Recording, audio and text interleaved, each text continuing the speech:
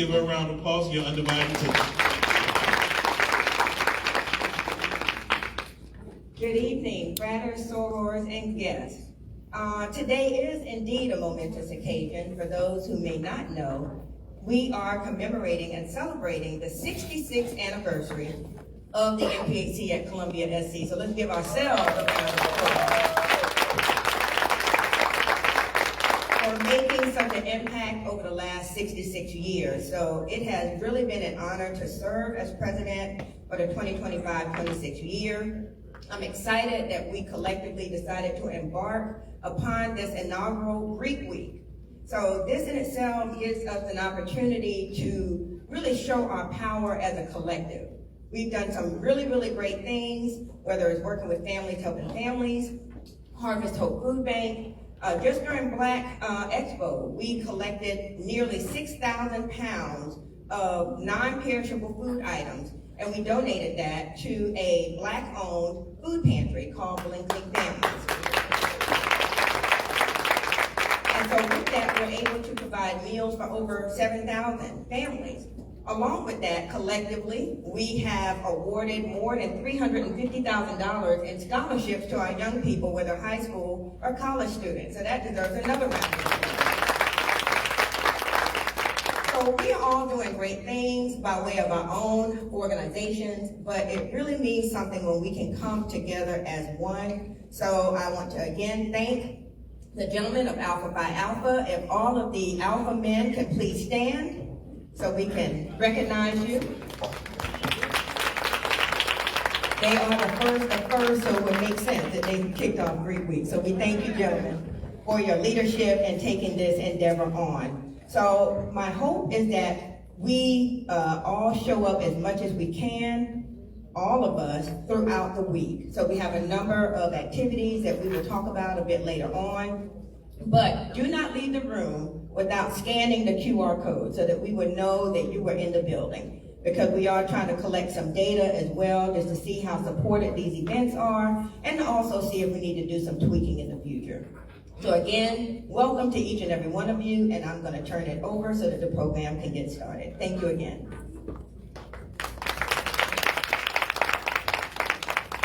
Thank you so much, Dr. Fleming. We're also honored to have guests here tonight, Representative Hamilton Grant. And before we get to our panel, I want to invite Representative Grant to the podium to say a few welcoming words. Please welcome him as he comes. I'll be brief. Good evening. Good evening. It is an honor to be with you this evening. Probably the only member of Omega Psi Phi Fraternity Incorporated who's here tonight, because this is usually our chapter meeting night. So don't take our absence as non-support. But one, let me thank you for the work that you all do across our region and across the community. For the last 2 weeks, I have talked to literally thousands of voters in Richland County. And one of the most joyous things that I can say about early voting is that I met someone from each organization of our Divine Nine. And we were well represented, we were in our colors, we were in our letters, but most importantly, we were informed and engaged about what it is that we wanted to see in the state of South Carolina. And if you have already voted and did not wait until tomorrow, I want to thank you, because you are part of making history. Over 318,000 South Carolinians have already voted. And I think that deserves a round of applause, because as you know, things in this state need to change. And they cannot happen with just going with things as usual. And so as tonight we have this discussion, as we listen to our speakers, as we engage, I want you to think past tomorrow and start thinking towards November.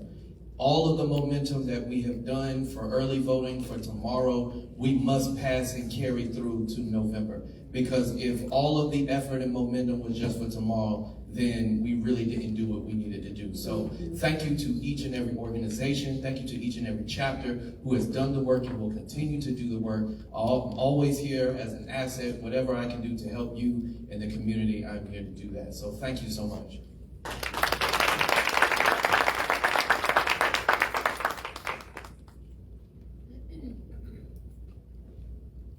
One by one. Thank you. Good evening, everybody. My name is Brenton Brown, a member of Omicron Iota Lambda chapter of Alpha Phi Alpha Fraternity Incorporated. In my day job, I serve as Chief of Staff of the South Carolina Commission for Community Advancement and Engagement, a state agency that was formerly known as the Commission for Minority Affairs, and then we got caught up in the DEI zeitgeist. But our job is basically to ensure that rural and under-resourced South Carolinians get connected to economic and community development resources. So it's a pleasure to be here today, and I welcome any questions that anyone may have. Good evening. My name is Antoine Seawright, a proud member of Kappa Alpha Psi Fraternity Incorporated, where I pledged at the Cleveland Alumni Chapter in the spring of 2024. In my day job, I serve as the founder and CEO of Blueprint Strategy LLC, which is a public relations, advertising, and political consulting firm. I also serve as a TV commentator for CNN and MS Now, formerly known as MSNBC. I'm glad we're having this. Thank you, Kay Allen, my uncle, for inviting me, because I woke up at 4 a.m. this morning and was on a plane to Washington, D.C. as this Kappa Alpha Psi week on Capitol Hill. So I spent the mid part of my day speaking at a luncheon, going over strategies about what can we be doing as a fraternity from a national perspective to engage downstream to make certain that we understand the time we're living in and how we can find ourselves getting out of these times. So it's an honor to be here, and I look forward to engaging in dialogue. So good evening, my name is Tracy Richardson, and I'll be honest, I really should get an applause right here because I'm the only female up here.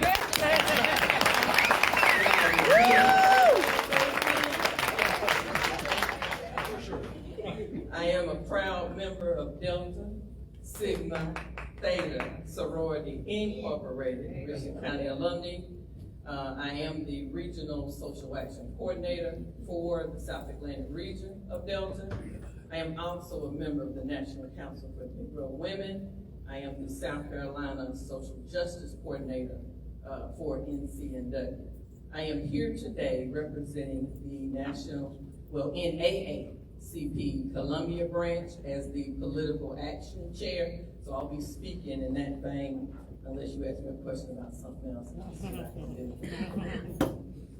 All right, I'm back again. State Representative Hamilton Grant, representing House District 79. And despite what the white man tried to tell me at the polls last week, I'm not a gang member. So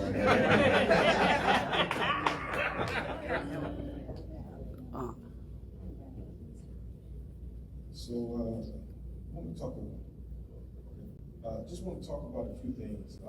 One of the services that we provide free of charge at the agency is something called the Civic Engagement Academy. And it's something that we do that basically outlays to communities kind of the overview of state government. So we walk through how our state government is structured, legislative, judicial, executive branch. We talk very briefly about the constitutional officers. I will put in a plug for Games 2026 for anyone. And what we also talk about is the budget process, and we also talk about the legislative process. We talk a little bit about how counties are structured, how cities are structured when it comes to how they exercise their state authority. And then we also talk towards the end about what it means to be an educated and engaged voter. So I just want to kind of read off some notes. Please feel free to stop me. If you have any questions, please feel free to interject. If you have any comments that are going to be for the good of the group. I tell people all the time, whenever I do a forum, I think the late mayor of Atlanta, Mayor Jackson, said it best. He said elected officials do two things and two things only. He said they deliver goods and they ensure that the basic delivery of services is effective. That's it. Any elected official at any level, make sure that those communities that they serve have the goods that they need, and then make sure that those services that community needs runs effectively. And so when it comes to vetting political candidates, and I think this is something that's extremely important, I always tell people, and I actually had a couple people in my office who pulled me aside and kind of asked me, what's the process that I go through when I go and get my sample ballot and I go and actually do some research on political candidates. And I told them, these are the four things that I look for essentially. Does the candidate have a vision, first and foremost? You know, do they clearly state what they are running for and not merely who they are running against or what they are running against? I want to know what you're running for. I want to know what your vision of government is. I want to know what your vision of community is. If you can't articulate that to me, I don't care if you're related to me, I'm not going to vote for you. And I notice that a lot on a lot of campaign websites. You'll go on there and then they say, you're lucky now if candidates put issues up there, but you're even luckier if you click on issues and they actually have solutions to those issues. And that's what I'm looking for. We're looking for people that are going to solve problems. The next thing I'm looking for is, does the person understand the role for which they are running? So a lot of people, if you really know the political system in elected offices, a lot of people are running for offices and they have no idea what the world that office does. They have no idea how to engage with people from a different political party to get resources and goods into their particular communities. The next thing I look at, whether that person's a part of the political majority. What I want to know is, why should you and the members of your party remain in power? What have you done? I need you to tell me your resume, your political resume. And if you're a member of who is not in the majority party, if you're a member of the minority party, I want to know what are your policies that you're going to affect as soon as you get in office. So I want to know those 4 things. As electors, it's something very important for us to do. We need to ensure that we are eligible to vote and that we vote, and that also our family members do so as well. We need to have an understanding of our community's needs, who to turn to get these particular needs met. I think very importantly, we need to have relationships with elected officials. It doesn't mean you got to be best friends with them, but it does mean that you have to, that they need to understand who you are and that you represent not just yourself, but you represent a constituency. Next, when it comes to voter engagement, and I'm just going to be dead honest, I think a lot of community groups have their hearts in the right place, but we have been doing it wrong.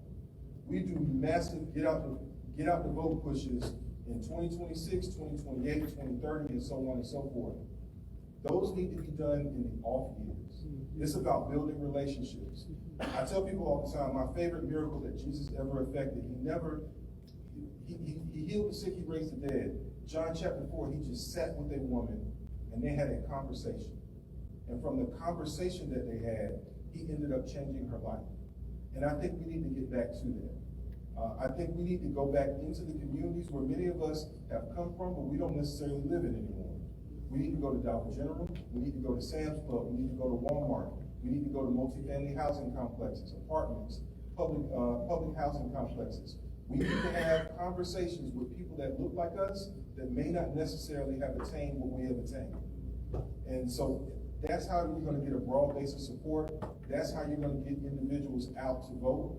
First and foremost, we need to listen to them. The message of scaring people that this is the most important election of your life. I have talked to people all across the state. That for a lot of people does not move the needle because they said, I voted Democrat, I voted Republican, I voted for who you told me to vote for, and nothing has changed. And so I think that's going to be very critical when it comes to that right there. When we do those things, we need to have them at a time of day where working families can come out. We need to have something for the kids to do. We need to have food. That's how we get them to come out so they don't have to choose whether or not they're going to feed their children or whether or not they're going to turn around and have to stay home to take care of their families. I want to end with a couple things. Staying civically engaged. We got to serve on juries. Point 1 period. I don't have to go through the whole history of what it meant for African Americans not to serve on juries, but we have to serve on juries. We have to, I'm going to say this 3 times. The census is coming. The census is coming. The census is coming. If you don't understand what the census does, it does 2 things: political power and economic power. So once again, the census is coming. Penultimate thing I'll talk about very quickly. There are 170 legislators in the state of South Carolina. There are 5.5 million people in the state of South Carolina. 170 people essentially determine for 5.5 million people how about 14 to 15 billion dollars is going to be spent. 170 out of 5.5 million are essentially the individuals who are going to determine how tens of billions of dollars are spent and whether they go into communities that look like us or whether they don't go into our particular communities. I'm going to end with this. Chapter 1 of Ralph Ellison's Invisible Man. When I was a high school teacher, I loved teaching this particular novel. The protagonist's grandfather, and I want to read this out, he's described as the meekest of men. However, on his deathbed, he calls his son into his room. And if you've read this before, you'll remember that it's not just the son who's in the room, it's also the younger family members and also the family as a whole as well. And he says something that shocks all the family members. It's totally out of character. He essentially tells his son on his deathbed, he says the following words, and I'm just going to paraphrase. He says, after I'm gone, I want you to keep up the good fight. Our life is a war. Live with your head in the lion's mouth, learn it to the youngins. And then he passed away. One thing I have to understand about being black in this country, there will never be a time when we will not have to fight. There will never be a time where we will not have to fight. I will end with this. There will never be a time when we will not have to fight.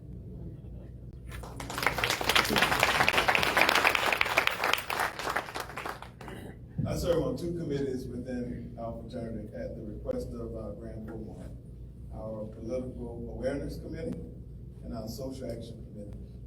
And earlier today, I had a chance to address the brothers who came to Washington, D.C. for Capitals on Capitol Hill. And I said to the group earlier, and I'll say this to you all, that I don't know if we are understanding the moment that we're living in. There are people in this country who are not trying to redraw lines, but they are implementing racial gerrymandering with the full intent to exterminate and eliminate black political representation all across this country, starting in the South. We are seeing the fastest regression of black political representation since Hayes ended Reconstruction in 1877. We are living in an affordability crisis created by Donald Trump and the Republican Party that many of us have not seen in our lifetimes. And I know what some of y'all are looking at me, well, NPHC is nonpartisan. Well, you're nonpartisan, but political as hell. Nonpartisan, but political as hell. There is an intentional effort not only to eliminate black political representation by way of racial gerrymandering, at the same period of time, state by state, in which Republicans control state houses, are trying to put limitations on how we can participate at the ballot box.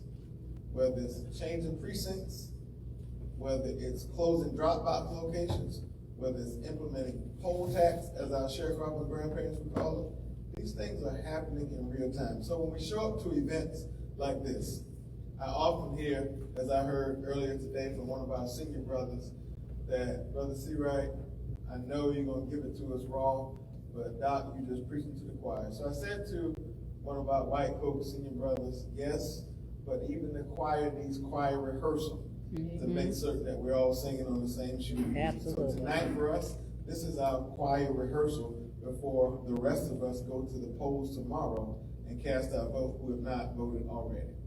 And the first thing when we talk about strategies, when we talk about what we need to be doing in this moment, it's pure education.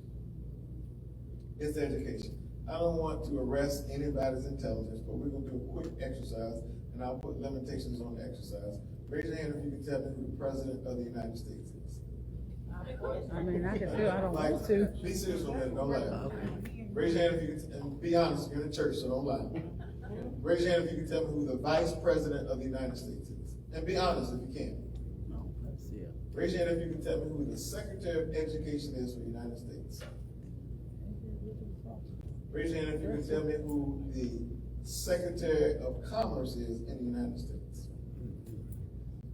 Raise your hand if you can tell me who our current Attorney General is.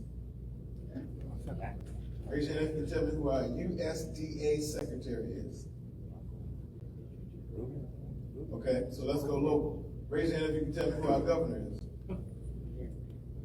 Raise your hand if you can tell me who our lieutenant governor is. Raise your hand if you can tell me who our Secretary of State is in South Carolina. Raise your hand if you can tell me who our treasurer is. Our attorney general. Our comptroller general. I hope y'all know who he is. I say that, I go through this exercise as I went through earlier today, because when we talk about education, I can go on and on and on, and I can assure you, as happened earlier today, some of you do not know who these people are. And you certainly do not know their job functions or what they can do for you, your family, and your community.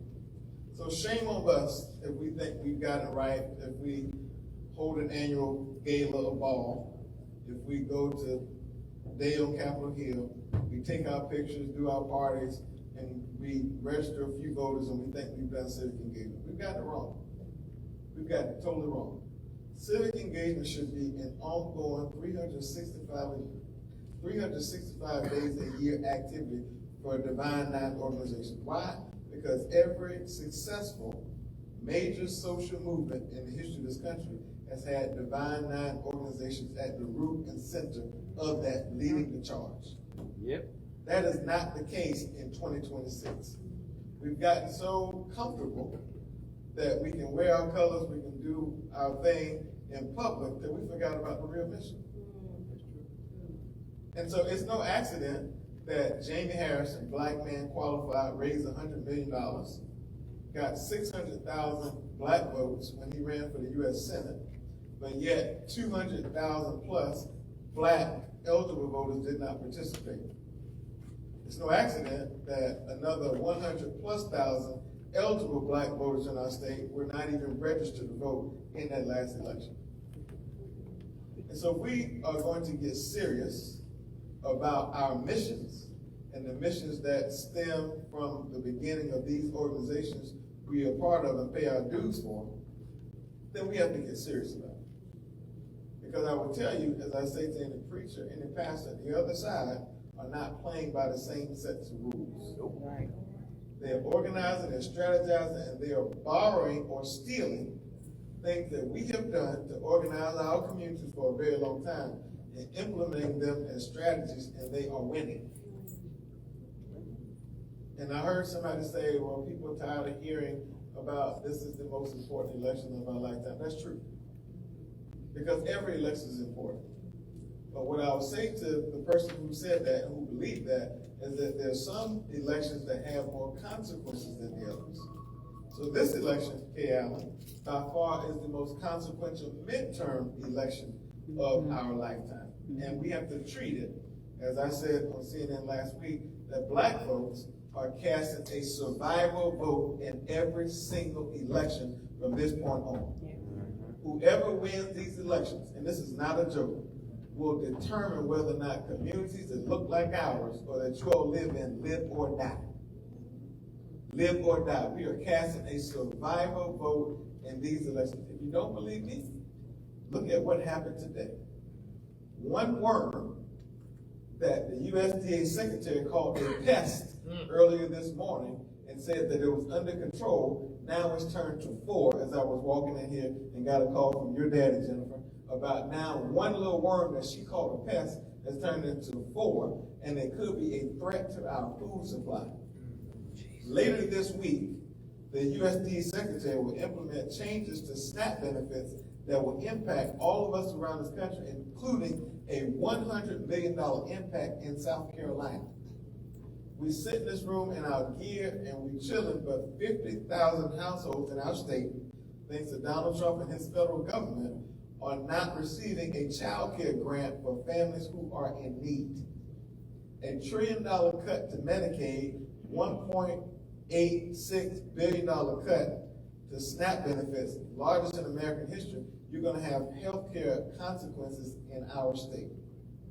So when we say these elections are about survival, that is not a joke. Really serious. And on another note about education, somebody asked me when I was coming, I just landed maybe like 45 minutes ago, came straight here because I didn't want to disappoint Kay Allen, but I'm telling you, I'm tired. Somebody asked me, an older white lady, she said, how did we get here? She said, I'm not a Democrat, not a Republican, I'm an independent, but how did we get here? And I said, you know how we got here? because people in my party got it wrong in 2016. When we had the most qualified person to ever seek the office at that time, running for president, Hillary Clinton, against Donald Trump, there were people who called her super predator, but her emails and all this stuff that Republicans put out on purpose to distract her. And after Donald Trump became president in 2016, he put 3 people on our nation's highest court for a lifetime appointment. Here it is 10 years later, and we're still feeling the vibrations of that. Why am I saying that? I don't care if you're Alpha, I don't care if you're Omega, I don't care if you're Kappa, I don't care if you're Delta, whatever you may be, we've got to present a unified front. Because no matter the differences we may appear to have amongst each other, they do not compare to the differences we have with these people who want to think and believe that slavery is somehow a job training program that benefited black people.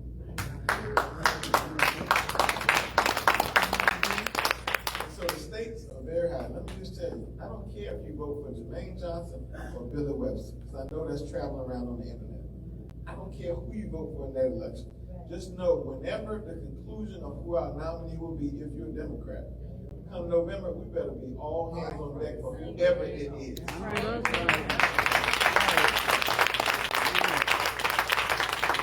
If Pamela Everett becomes our governor. Good night, Irene, South Carolina State funding from the South Carolina General Assembly. Among other things that we will feel the vibration for.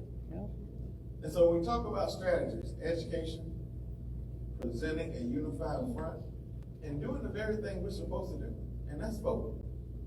I know people say, well, I've been voting and nothing's come from my vote. Well, you don't go to the barbershop one time and just think all your hair problems are gonna go away if you're a black man. You ladies don't go get your nails done one time and think that that's gonna be the cure-all for my nails. You've got to treat voting as an exercise that we put on rinse and repeat every 2 to 4 years if we are going to survive this little thing called democracy.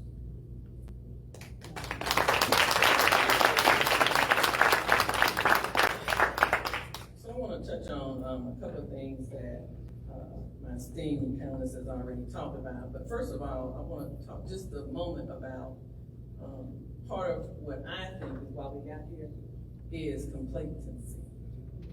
We have gotten comfortable with the status quo. And with that being comfortable, we've let those who have been strategizing, Hamilton, or Representative Hamilton, all these years to continue to do that. And part of that complacency, when I think about it, you look at it from the perspective of, well, who is leading the activities that we have in the community? As far as I'm concerned, as it relates to voter education, voter engagement, civic engagement, it's a collaborative approach. Not one organization can do it alone. Not even the D9 can do it alone. You have to collaborate with like-minded organizations. And that means the NAACP, NCNW, and any other organization that is out there, any other nonprofit, any other like-minded organization. We have to collaborate. It doesn't matter who's in charge. What we find, or what I have seen, is there's a lot of folks that's already registered to vote, but they haven't voted. So we have to look at, from a strategy perspective, how do we get them to the polls? Who are we going to collaborate with? So when I say that, I'm thinking about the perspective of one of the initiatives that the Columbia branch has is the ministerial movement. And so when you think about it a minute, now first of all, churches are very powerful. And how many of y'all in here gonna listen to what your faith-based leader says? All right. And the last time I heard, Antoine, it's okay to talk about what's happening in the community from the church. It's legal too. All right, and legal, all right? And so I know that sometimes as organizations we think about the liability, because we do have to think about the liability. As I look at Madam Treasurer, we do have to think about the fiscal liability. However, churches already have the means. They're sitting in a parking lot with the vans. So why not partner with them? Work smarter, not harder. So how can we partner with local churches to make sure that they're mobilized and get them to the polls? Now, we're not gonna know who needs a ride to the polls unless we do, as Brother Brent stated, is get out in the community and talk to them. And I've had several conversations with leaders that say, well, we'll just have an event, an event like this. Well, first of all, they ain't coming. Because perhaps they didn't know about it. And if they did, maybe they couldn't afford the gas to get here. So what does that mean? That means that we have to go out into the community where they are and have conversations. So when Brent was talking about that, in my head, I'm thinking about focus groups, listening sessions. And yes, you have to have food. And when you think about, well, food, I mean, you know, that's costly. It is, but a lot of missionary workers out here in the community don't mind cooking. All right? So how can we utilize what we have in order to get what we need? And that's for folks to get to the polls and educating them. And yes, going grassroots engagement, I don't mind knocking on doors. Matter of fact, it's something that I did last year. So I don't mind doing it. Now I mind when I'm knocking on doors as an NAACP volunteer or as a Delta volunteer or as an NCNW volunteer. I'm looking for the frat brothers. I'm looking for the like-minded men organization because engagement in the community and being safe is important as well. All right, so you have to think about safety, especially in times like these. Safety is important. So as you're strategizing, as you're thinking about how am I going to develop my strategy, think about how are you going to be safe? What are some things that you're going to do? And if I can use a bonnet for a minute, I think that's okay, it's after 5. But don't get it twisted. If you think that when you go to the polls in November, that there may be some intimidation there, there most likely will be. Yeah. So what is going to be your plan? Do you know the numbers? Do you know who to contact? Do you know how to be vigilant and paying attention to your surroundings? So keeping your head on the swivel and paying attention to who's approaching you and ask you about your tattoo, Representative Hamilton. Okay? So that's important. Your safety is important. And so partnering with the Legal Defense Fund. You know, the Legal Defense Fund has representatives all the time here in South Carolina. Matter of fact, they have workers that's dedicated to assisting us with voter protection efforts here in South Carolina. And they're holding trainings all the time on poll watch, poll observers. All right? And another thing that's important is participating in the civic engagement process. Now, we've talked about briefly about jury participation, but let's talk about being a poll worker, which I was last year. From the time it opened to the time it closed. How many of you have been poll workers or plan on being poll workers? All right? So if you have been or thinking about it, that's something else that's important for us to do. Because as we're getting folks to the polls, it's important for them to see people that look like them working in the polls. All right? And holding your legislators accountable. Know their voting record. Go to the app that I'm sure you're going to talk about. Okay. Go to the app, the South Carolina Legislative app. And pay attention to what they're doing. Take time out. Now, I work Monday through Friday, but if they have something going on a Saturday as they did, the Senate did, I was there. It's important to listen. And also what's important, and I found quite surprising, is the lack of attention of some of our elected officials when their colleagues are standing and advocating for an issue. And they were advocating this particular day for redistricting. And the number of disruptions that took place in the Senate. Not paying attention. Worrying about everything but what was being said. That's not okay. We put them in office. It reminds me of back when my dad was died, so he would tell us, I brought you in this world. All right? So we put them in office. We can take them out.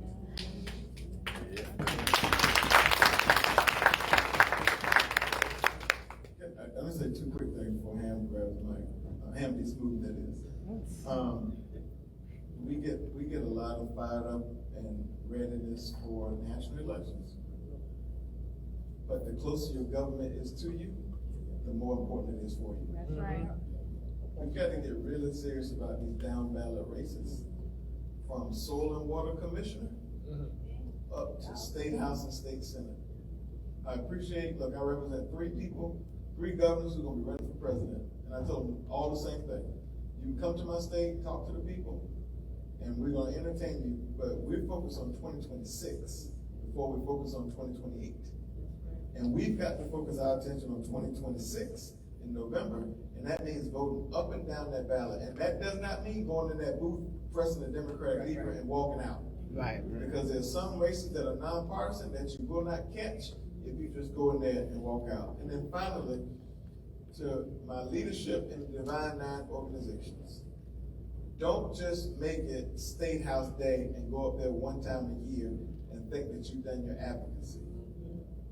School board meetings, county council meetings, and all these other meetings that take place, city council meetings, depending on where you live. Find a day to take your chapter and go visit those meetings too, because they are just as important as the state house. In fact, in South Carolina, I would argue in some places, they have more power and influence than some of our state house leaders. The Honorable Hamilton Grant. Thank you, Bishop Seawright, for taking all of my talking. The spirit is moving in this church. Let me start with thanking you all for your efforts to help temporarily stall mid-decade redistricting.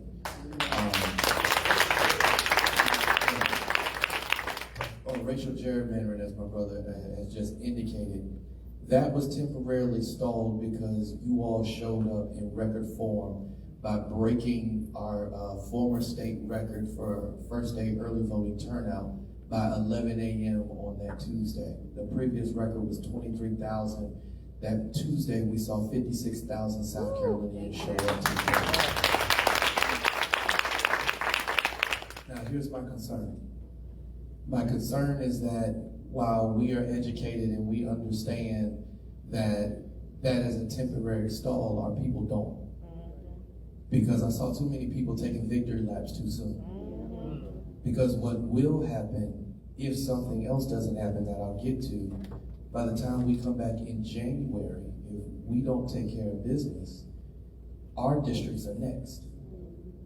There are already conversations in the state senate to look at least 4 districts they want to redraw because those districts used to belong to African American senators.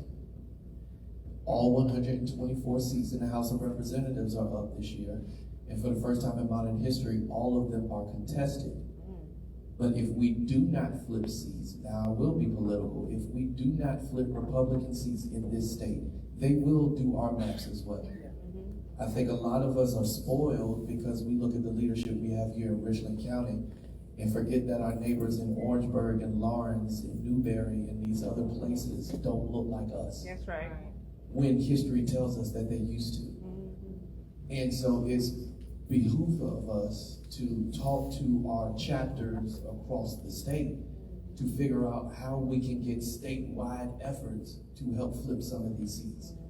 There are many of our brothers and sisters who are part of our organizations who are currently running for office across the state. And God willing, depending on how the results turn out tomorrow night, we need to do everything we can to help them. Yeah. Because the issues that you and I care about, as our dear sister said, when it comes to the State House, it's just not a priority for my colleagues across the aisle. This state doesn't move forward because of a lack of a fight. This state does not move forward because of a lack of good bill introductions. This state does not move forward because the same party has ruled the governor's mansion, the state house, and the state senate for over 2 decades. Every single day, I see good legislation presented by Democrats go by the wayside because there's simply a D behind our name. Our bills don't even get committee hearings.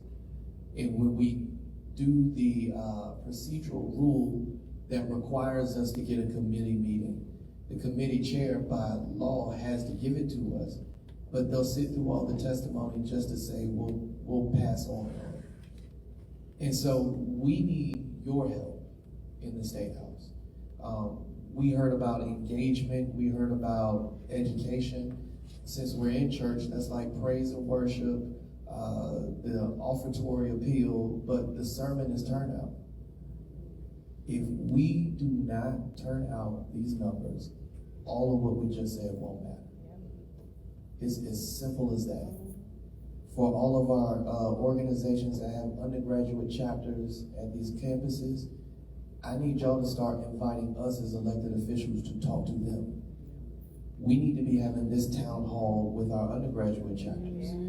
One of the things that we all can do as maybe a Pan-Hellenic Council or the individual chapters, just as elected officials can have the voter roll and we're able to bombard your text message thread, because I know y'all are annoyed at us right now. Deal with it. I'm getting all the votes. I'm trying to. Y'all can do the same thing. That database is available. You don't have to push a candidate. Push what's important to your organization. Push the issue. You can make these calls. You can get these mailers that end up in your mailbox. That is important. We need y'all at the State House too, and I'm so glad you talked about the days at the Capitol, because while I'm happy to see y'all, the question that I have after y'all leave and go get something to eat is, what did you accomplish? How many of your legislators did you meet with that don't look like you? Because at the end of the day, those are the ones stopping legislation, or those are the ones presenting harmful legislation. Have they heard from you? Are you checking the representatives that do look like you and making sure that they are doing what needs to be done? Because I'll be honest, I get frustrated a lot, not by what some of the people across the aisle do. I expect that from them. I get frustrated from the silence of some of the people who look like us.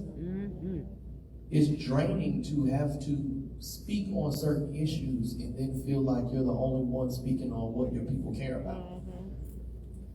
I can raise that point behind closed doors, but what are you doing to keep them accountable? So I think there always needs to be a cohesive, collaborative effort. And I know I'm rambling because, again, they all took the talking notes, and so I'm going to put a bow on it. But we spend a lot of time on voter registration and nowhere near the amount of time we need on mobilization. And that is something I will continue to say to our group level organizations. Because it doesn't matter if we register 1,000 people and 10 show up to the polls. And mobilization looks very different. Mid-decade gerrymandering was stopped because in the amount of maybe 72 hours, people got on the phone, started calling pastors across the state. We need you to talk about this on Sunday.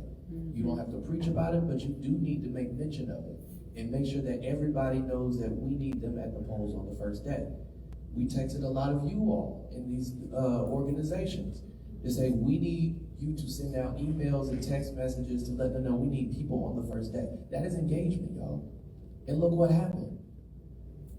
But if that momentum slows down between now and November, it will be back. It's as simple as that. Whatever, maybe redistricting is not your issue. Let's take healthcare. If you want Medicaid expanded, then we've got to flip seats. If you want a hospital in every county, you got to flip seats. I'm looking at black women in the room. We got some of the highest mortality rates for black women in this entire country. Every county in the state doesn't have a gynecologist. We've got to start electing more black women to serve in the General Assembly. I thought that would have more than one fact. So, the message I want to drive home is everything that you've heard before the microphone came to me needs to result to turnout. We've got to be laser focused on turnout. We've got to be laser focused on our friends from across the state. There are several seats in the low country we could flip. As a member of the Democratic Party in the House, we're in the super minority, but we are only 7 seats away from flipping that super minority. And I think we can do more than that. So I want to aim for at least picking up 15 to 20 seats. That's a high task, but with the turnout that we've had across this state, it can happen. Because it's been Democrats that's been helping turn out and drive the turnout across the state. I can't wait to dissect numbers tomorrow night. Richland County has been leading the state in turnout. So imagine what we can do when it comes to statewide offices. Georgia is not a blue state. It's a purple state because you have different pockets that are engaged in turnout consistently. South Carolina is not a red state. We are a non-engaged, non-voting state. But ladies and gentlemen, after talking to thousands of people over these last 2 weeks, I can tell you there is a new sense of engagement. There is a new sense of engagement from our churches to our Divine Nine to the real gang members that I talked to Saturday at the protest for the verdict of Cyrus Belton. No, seriously. Even the real gang members are talking about what they can do to be in their community, to let people know, hey, if you've got charges, can you still vote? Are you making sure that you're registered? Are you? So we cannot afford to leave anybody behind because, as Antoine said, we got to present a united front. And if we don't have that, if we miss this moment, I don't think we'll get it back.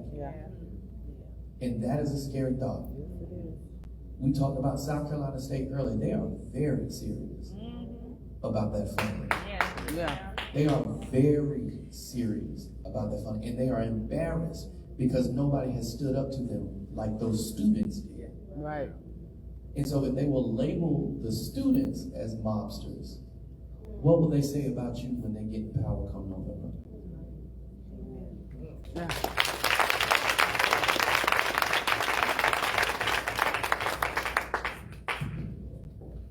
If y'all could, let's give a thank you to our panel.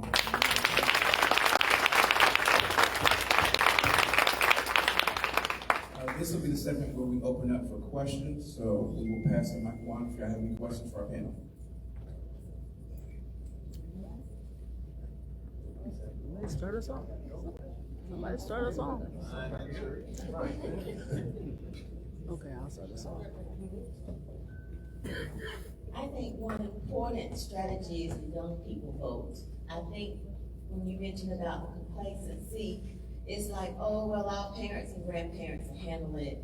But the impact will be so profound if the young people and those maybe less enfranchised, like those in nursing homes or with serious illnesses, and something is not done to help support them would get out and vote. I think that can hurt us. Any comments on young people or elderly? So let me speak to young people. Where we lose young people when talking about voting is going straight to history. When we say our ancestors died for the right to vote, they know that. But you're not impacting how they see life right now by leading with that conversation. You are already drawing a divide that is prevalent in our community. So one of the things that I do when I talk to young people, particularly high school students, I talk about the cell phone ban. And while many of us like the cell phone ban that is in school, where you cannot use it from bell to bell, I ask them, or rather I tell them as an elected official, I never voted on a cell phone ban bill. But you need to ask your parents who they voted for superintendent of education. Because that was a unilateral decision made by policy. So if your parents voted for somebody or they stayed home and didn't vote, then you need to look at your parents and thank them for you having a cell phone ban. Now feel how you want to feel about that, but now I have captured at least 2 generations in one conversation based off of a cell phone. And sometimes it's even 3. Because sometimes you got 3 generations living in one house. You got child, parent, grandparent, all around a cell phone ban, based off of a vote on superintendent of education. And so we have to have conversations that they care about. So I would encourage you, ask them what is important to them versus leading from the historical. The historical is true. I'm not downing the history. We all know that. But they're more engaged with what is happening right now. What are the issues important to them right now? can you effectively break down and tie the correlation between the Cyrus Belton verdict and civic engagement? From a jury standpoint, a jury duty standpoint, to, hey, Representative Grant helps vote on the judges that hears cases like that. But if there are not enough Representative Grants, you won't see enough judges that look like you. So having that conversation and being able to break it down to them is something that we miss time after time after time. And they turn off when they hear starting with history. So. I'm gonna say a couple quick things. One, I think I'm still young, I'm 41.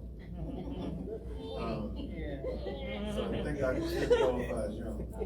But it starts with the language. I hear so many experienced folks, I won't say old, experienced folks. When they talk about young people, they say the youth vote. Well, youth is a t-shirt size number.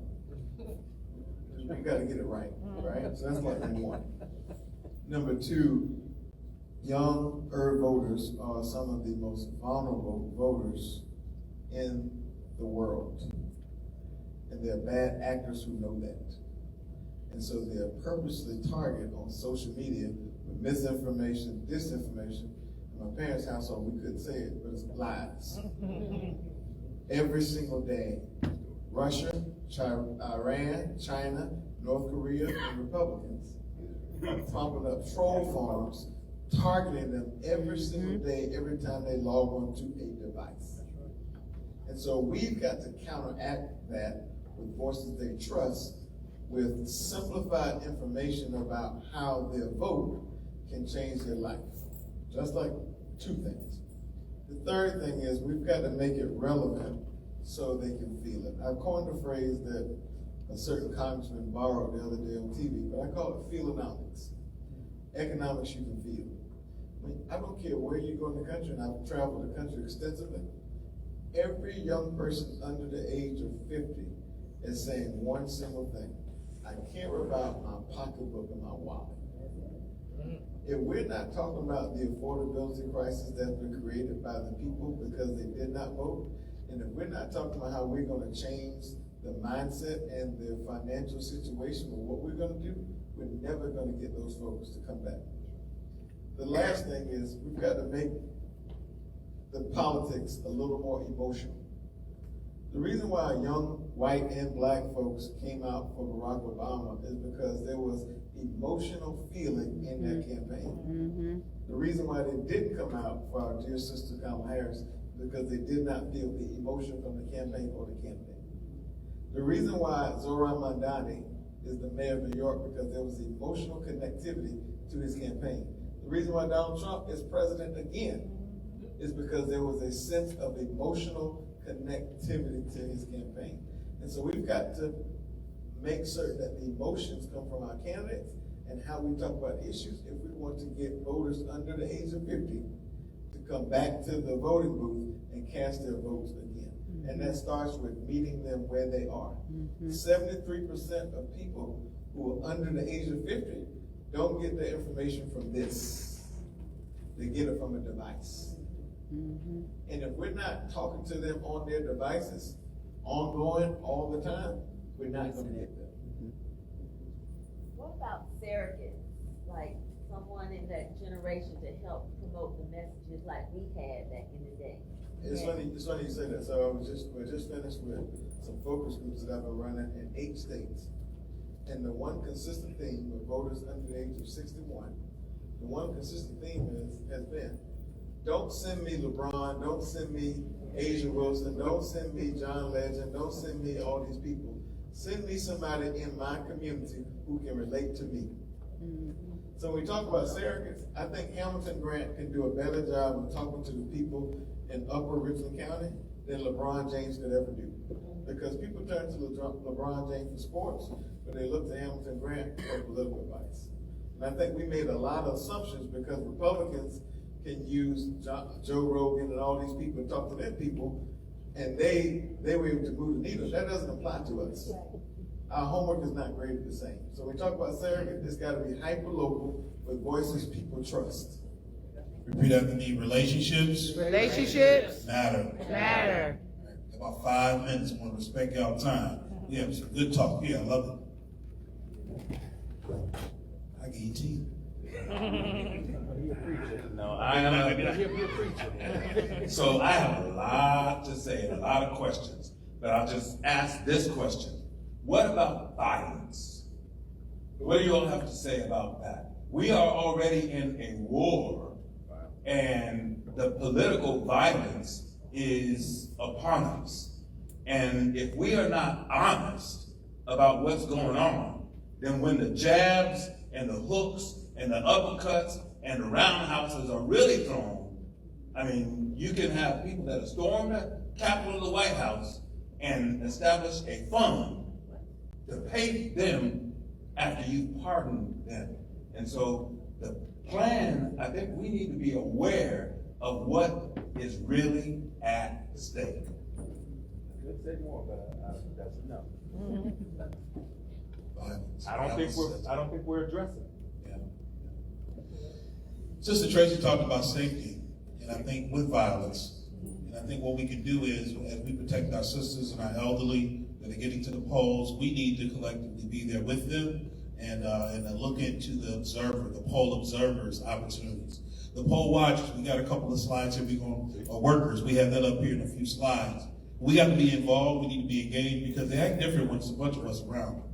I'm sorry, it hits different. You know, I wish I was at Brooklyn Baptist when that happened.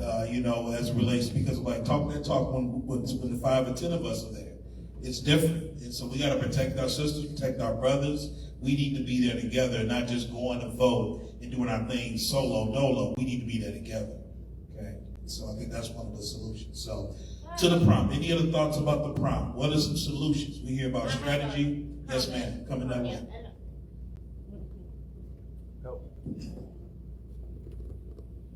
Good evening, everyone. I'm Jennifer Clobber Reed, and I think you can imagine over the last couple of weeks, we have been targets of political violence.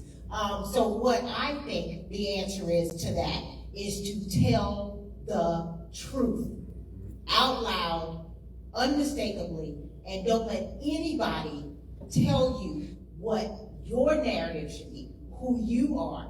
You let them know this is what he did. This is how he did it. This is how often he did it. And you bring your evidence and show me before you start talking again. Thank you. Round of applause. Comments, thoughts? We have the middle. Anybody? All right, yes, sir. Get you a gun.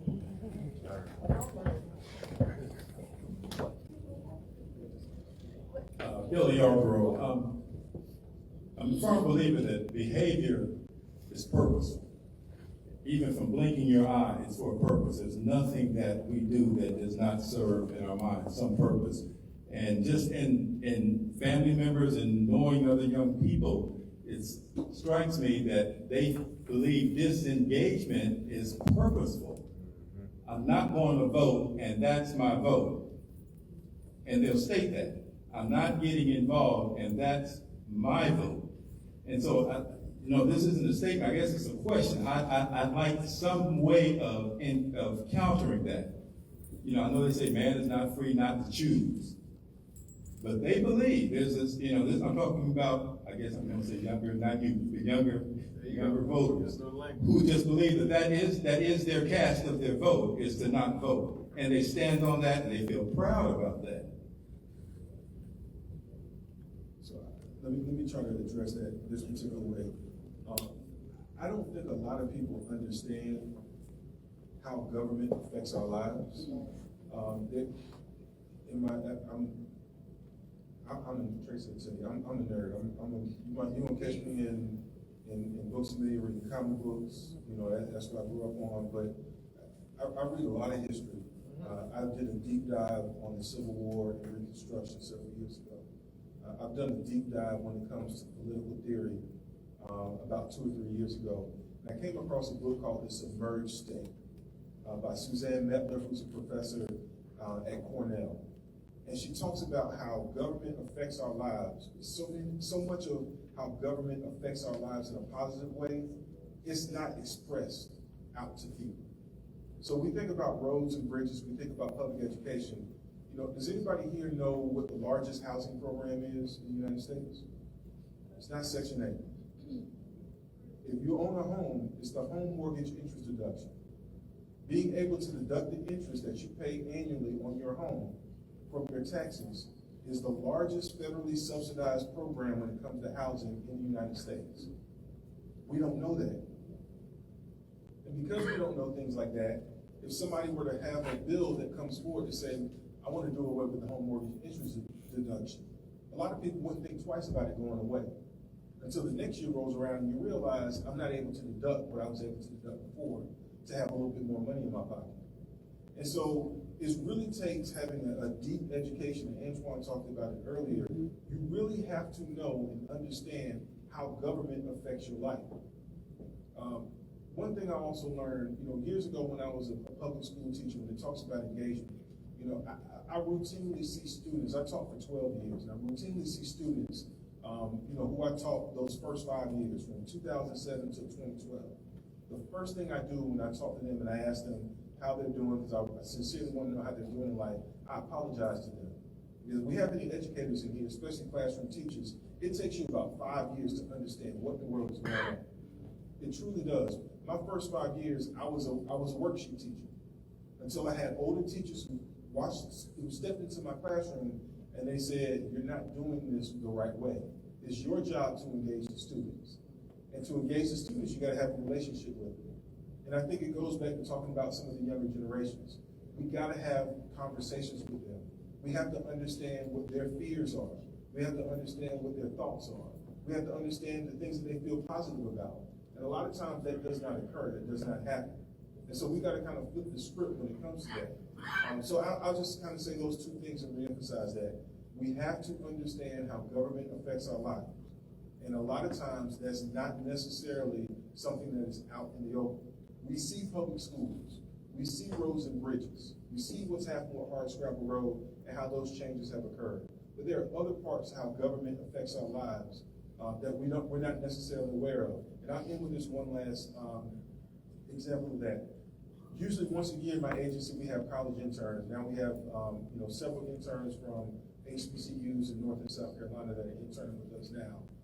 But it's always interesting to me, and I don't take this lightly, when one intern will always knock on my door and they'll say, I got my paycheck and I'm not getting paid what you said I was gonna get paid. You said you were gonna pay me X number of dollars an hour, and they bring their pay stub in and they have to sit down and explain to them, you're a taxpayer now. These taxes are being taken out. That SOC, that SEC, that's Social Security. And that's not something you're going to necessarily see today. Prayerfully, that's something you'll see decades down the line. It's an investment that will occur down the line. And so it's an education process, because you just don't know what you don't know. And so you want to have make sure the doors open for them to be able to understand it. And then also at the same time, you want them to turn around and understand if the government is pulling taxes out of your paycheck, it is your job to make sure that you're getting a return on that particular investment. It's just like investing money in the stock market. If you see a company is consistently going down, you're going to look at your portfolio and you're going to make a different determination. And it's the same way when it comes to elected officials and when it comes to, once again, as Maynard Jackson said, it's about the provision of goods and services. It's our job to make sure that elected officials are doing what's in our best interest. I think we will all agree that we run away from what we don't understand.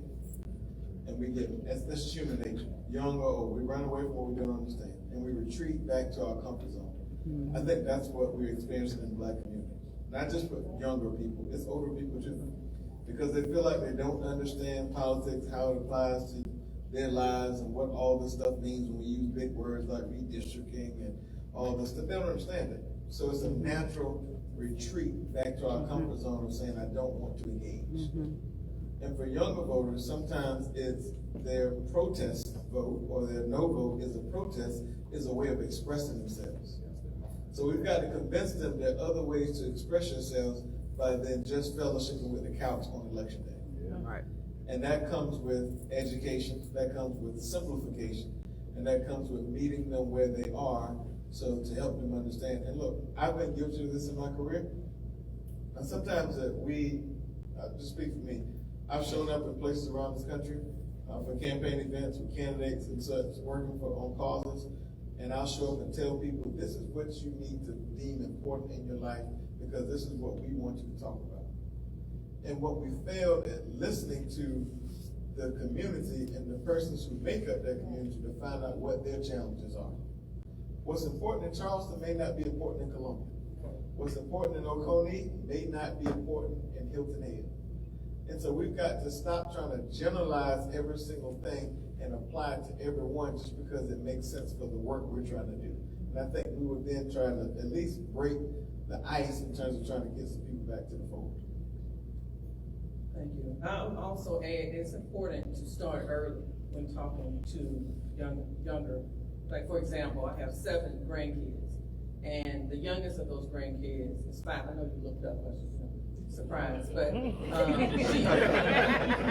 caught that nonverbal body language. She's 5 years old, and at 5, I'm talking to them and talk to all my grandkids about what's happening in the world and the importance of voting, and they all know. And so they hear me talking to their mothers and their fathers about the importance of voting, not just during the time to vote, but all the time. So we have to educate who we have access to first. And that's our children and our grandchildren and great-grandchildren. Educate our family members, and everybody has a pookie in them in the family. Right. We have to educate them as well, but not just doing it. But you gotta hear what it is that they wanna talk about. Make it relatable and do it consistent. And eventually it'll come around. Now, will everybody come around? Probably not, but you've done your due diligence and identifying to them what are the issues and why, and listening to them on why is it important for them to vote. So start when they're young. Good afternoon, my name is Caressa Llewellyn, and I wanted to share this as we're planning to communicate with persons in the community. We're gonna have to find a way to make it simple. I might understand it, you might understand it, but you can go ask a million people in the project and the low-income community, they don't even know what redistricting is. So whatever it is, the why, whatever that why is, we need you to get out and vote. We need to make it simple. The message needs to be very, very, very simple. And I would agree with that, and part of making it very simple is having conversations with individuals in the community and the language that they're using. And don't forget about our seniors. Right. Seniors as well. And for those who have, and since I work for the mental health profession, even if you have a mental illness, you still have the right to vote. So it's important to make sure that we educate not only the mentally disabled, but the physically disabled as well. Very quickly, we complicate things by putting a whole bunch of words in things, right? So my whole re-election campaign, I ran off of affordability, accessibility, and accountability. Everything that you just said and that we were talking about, you can fit in one of those 3 categories. I think picking 3 words, hopefully that is alliteration, that where you can tie a bunch of complex issues or issues that are important to who you're talking to under 3 simple words helps. And so I think not overcomplicating and speaking to people where they are. My wife always tells me if I can't make my 6-year-old understand something like redistricting, I need to work on my communication. And I think we all should take that approach and have a look at complex issues. Ladies and gentlemen, let's give our political action piece a round of applause. Thank you all so much for your insights and where we need to go right now, but also right next. And so we're very excited about the work that you all are doing in the community. And we hope that tonight you were able to, at your table, to discuss with your partners what are the initiatives you're doing with your organization that you want to collaborate with, but also that you're coordinating independently. And so once we conclude, we want to continue to encourage over some refreshments as you head out, the sharing of those contact information with each other so we can partner with each other and continue to move forward. Resourceful action steps. And so as we bring this event to a close, this is a different QR code. This QR code is for you all to check your status, to to check your sample ballot, to check your different locations you need. It's going to ask you general information about where you reside, and then after that, it literally pops up everything that you need to know for your representatives, to your polling location, your sample ballot, and more. And so this QR code will guide you to that. This is a national effort that our Alpha chapters are partnering with whenweallvote.org. And so as part of that, we're able to see who is tapping in here, but also making sure that we're helping to get that information out. So this is a resourceful link we want to put out in front of you all. It was also discussed about being a poll worker or a poll manager. And so SC Votes is the website that you want to go to, scvotes.gov. But this is a QR code that goes directly to that. If you're interested in being a poll manager, it shows you here the requirements, how much you can earn, how old you need to be, but at minimum to be there. And so much more information at scvotes.gov. Being involved, being engaged in this process is what we need to be. We need to be present and not passive. People who have youth that are looking for jobs, that is an awesome opportunity to develop some soft skills. Communicating with people, having a summer job. Please tell some of these teenagers to apply to be poll workers. I think that's an amazing thing that'll help teach them that process while developing some soft skills. I just wanted to over-mention that because that's something we miss out on sometimes. Definitely a great opportunity for our youth and our younger generation to be involved. And so definitely thank you all so much for that.